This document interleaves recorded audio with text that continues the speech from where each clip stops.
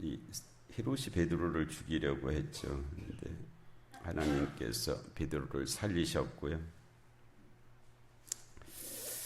그래서 18절이 날이 새매는 것은 이제 그 베드로가 옥에서 나와서 이제 다른 곳으로 간 이때서부터 베드로에 대한 말씀이 이제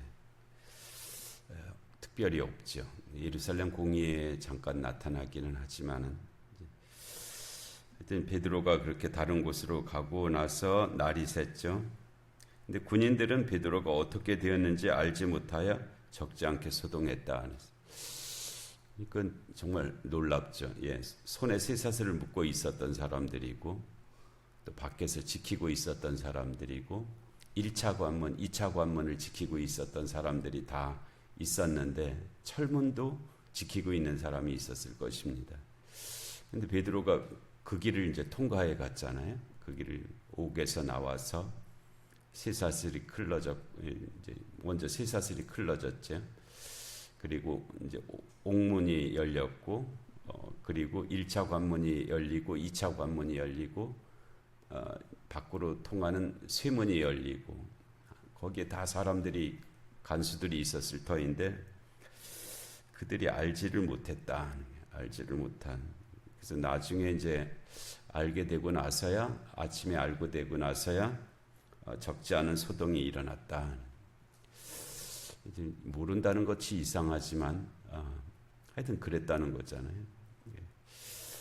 그래서 이 하나님이 하시는 이 일에 대해서 우리가 아는 것과 모르는 것이 있죠. 마땅히 알 것 같은데 알지 못하는 일들도 있습니다. 여기서 하나님께서 하신 이 일에 대해서 그 많은 여러 차례의 관문의 사람들이 알지 못했다. 그래서 이 하나님이 하시는 일에 대해서 우리가 아는 것과 모르는 것이 있다. 알지 못하는 것도 있고 모르는 것도 있고. 근데 거기에 대해서 우리가 마땅히 알아야 될 것을 알지 못하는 것은 안 되는 일이잖아요. 하나님이 하신 일이 마땅히 알아야 될 것은 알아야죠. 물론 우리가 근본적으로 모를 수밖에 없는 일들이 있습니다. 우리가 IQ가 한 100 정도 되거든요. 100에서 120 정도 되는데 이 100에서 120 정도 되는 IQ를 갖고는 도저히 모르는 일이 아주 많습니다. 알 수가 없어요. 그러나 또 100에서 120 되는 IQ가 그래도 상당한 지능을 가지고 있어서 알 수 있는 일도 아주 많습니다. 우리가 다른 이 세상에 존재하는 다른 피조물에 비해서 인간의 특별함이 IQ가 높다는 것입니다. IQ가 높아서 지능이 높아요. 지능이 높아갖고 다른 피조물들은 알지도 못하고 하지 못하는 일들을 아주 많이 할 수가 있습니다. 그래서 인간이 온 세상을 지금 지배하고 있잖아요. 이 지능이 높아서 그런 겁니다. 힘으로 따지면 우리 고릴라보다 한 10분의 1도 안 되거든요. 고릴라의 힘보다. 빠르기로 말하면 치타보다 10분의 1도 안 돼요. 그런데도 인간이 이 세상을 지배하는 것은 지능이 높아서 그러는 거예요. 지금 염려가 되는 건 뭐냐면 인간보다 지능이 높은 존재가 나타난 거예요. 이 세상에. 그 인공지능입니다. 그러니까 진짜 지능, 진짜 어떤 피조물 중에는 인간보다 지능이 높은 것이 없는데 인공지능이라는 것이 나타나갖고 사람보다 지금 지능이 높거든요. 이 지능이 높은 곳이 지능이 낮은 것을 지배하게 되어 있습니다. 지금 얼마 안 가서 인공지능이 인간을 지배하게 될 겁니다. 왜냐하면 지능이 높거든요. 그래서 이 지능을 통해서 이제 아는 것과 알지 못하는 것이 생기는데, 개는 앞에다가 성경책을 펴놔줘도 모릅니다. 지능이 안 돼요. 읽을 수 있는 지능이 안 돼요. 근데 인간은 이거 읽잖아요. 읽고 해석도 하고 이해도 하고 지능이 높아서 그런 겁니다. 그래서 우리가 하나님께서 우리에게 주신 이 지능을 가지고 마땅히 알아야 될 것은 알아야 된다. 예, 그래야 거기에 맞게 살아갈 수가 있는데 이 마땅히 알아야 될 것을 알지 못하고 그렇게 하는 것은 이제 마땅히 해야 될 일을 하지 못하게 되는 않는 것과 같은 이제 그런 결과에 이르게 됩니다. 그래서 거기에 한계점이 늘 존재하지만은 그 한계와 이제 늘 부딪혀서 살아가는 것이 이제 우리의 삶이기도 하죠. 그리고 그 한계 앞에서 기도하는 것이 또 우리의 삶이기도 하고요. 근데 여기서 이 군인들은 하나님께서 하신 이 일을 알 수가 없었습니다. 알 수가 없어서 이제 소동이 일어난 거죠. 그래서 헤롯이 그를 찾아도 보지 못함에 파수꾼을 신문하고 죽이라 명했다.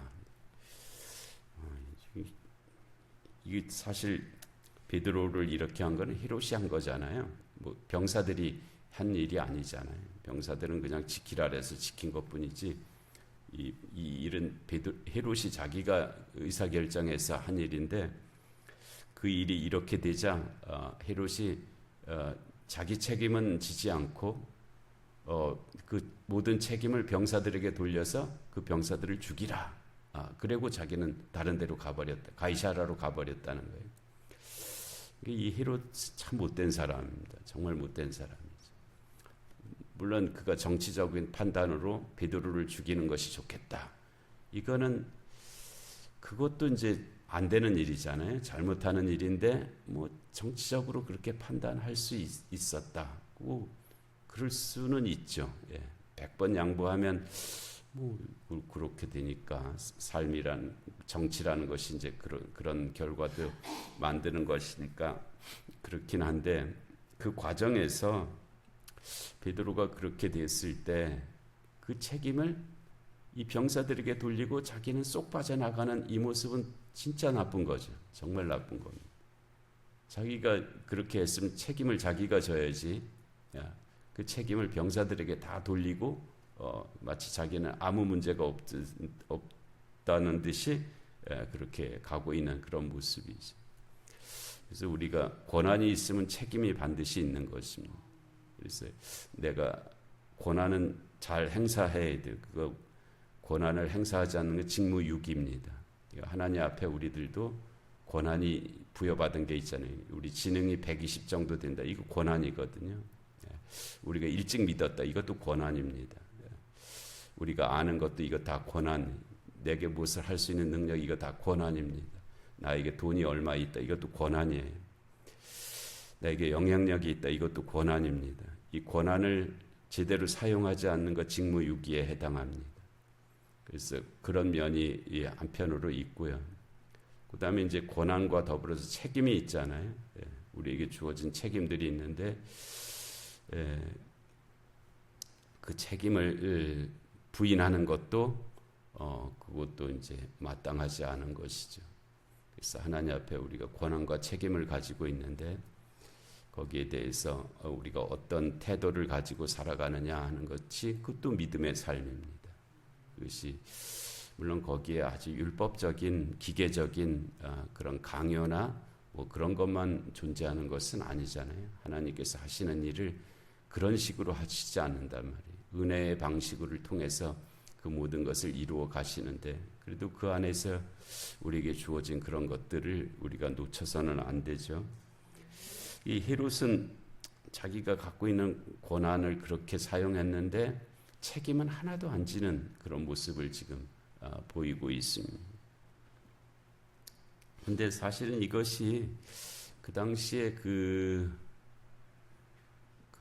로마의 법이기도 했어요. 여기 지금 이 당시가 로마의 속국 시대이기 때문에 로마의 법에 뭐가 있었냐면 어떤 파수꾼이 죄인을 지키다가 그 죄인이 도망하거나 하여튼 그 파수꾼의 책임을 지키는 자의 책임을 다하지 못하면 그 책임을 져야 한다. 목숨으로 져야 한다. 그런 법이 있었어요. 그러니까 여기서 이 베드로를 지키는 것은 파수꾼들의 책임이잖아요. 근데 베드로가 사라졌잖아요.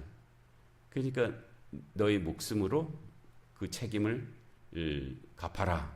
이제 그래서 파수꾼들을 죽였다는 거죠. 얼마나 많이 죽였겠어요. 적어도 4사람씩인 4패의 베드로를 지키라 했으니까 16명을 죽인 것입니다. 거기다가 뭐 1차 관문, 2차 관문, 또 시내로 나가는 그 철문을 지켰던 사람들까지 아마 다 죽였을 거예요. 네. 그랬으면은 뭐 정말 많은 사람이 이제 죽어나갔겠죠. 이게 이 빌립보 감옥에서도 있었잖아요. 네. 빌립보 감옥에서 그 바울과 실라가 빌립보 감옥에 들어가서 이제 처음에 들어갔을 때는 이게 너무 많이 맞고 들어간 것 같아요. 예. 거기서 막 채찍질도 당하고 아주 심하게 맞고 들어가니까 정신이 없어갖고 그냥 쓰러져 있었겠죠. 이제 기진에 있었다가 한밤중 되니까 이제 조금 이제 기운이 난 거죠. 기운이 나갖고 그때 바울과 실라가 일어나서 찬송을 했다 그랬잖아요. 예. 참 놀라운 일이죠. 예. 그 상황에서 한밤중에 일어나갖고 찬송을 했다가는 것이 참, 그 상황에서 어떻게 찬송이 나올까 싶잖아요. 네. 우리 조금 어려운 일 당하고 속상한 일 생기고 그러면은 그냥 불평, 불만이 입으로 막 나오지 찬송이 나오진 않잖아요. 네. 그런데 그 상황에서 찬송이 나왔다는 거예요. 네. 근데 찬송이 나오니까 그 찬송을 죄수들이 듣더라. 그렇게 돼 있어요. 죄수들. 그렇죠. 네. 그 바울과 실라가 감옥에 들어가서 거기 한밤중인데 찬송하는 소리가 안 들릴 수가 없죠. 예. 죄수들이 그 찬송을 듣더라. 죄수들이 들었고 또 갑자기 그 옥터가 움직이면서 이 옥문이 열렸잖아요. 예. 그러니까 그것도 참 찬송을 통해서 저와 같은 역사도 일어나는구나 하는 것을 계시적 사건으로 보여주신 그런 일인데요. 예. 그 찬송을 그러지 않았으면 그 지하 감옥에 있는 죄수들이 어떻게 찬송을 들었겠어요? 그리고 그 순간에 이제 옥터가 움직이면서 옥문이 열렸죠.